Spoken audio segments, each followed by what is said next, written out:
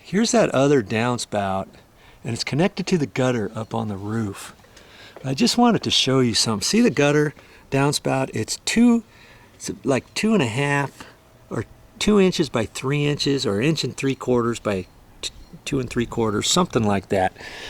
But anyways, up here,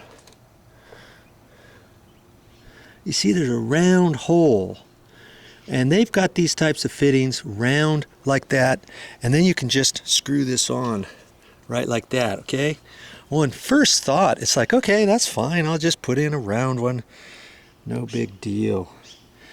The problem with that is when you get leaves on there, it doesn't take as many leaves to cross that and to plug that up, rather than if you had a little outlet that was the same size as your downspout. And they have them, most hardware stores or most places where you get your gutters and downspouts and all that kind of stuff, they'll have a fitting. Instead of a round cone that fits in there down to here, it'll be about the same size as the downspout.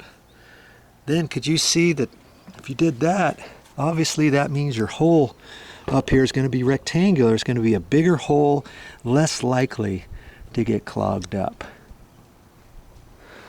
There's another tip for you.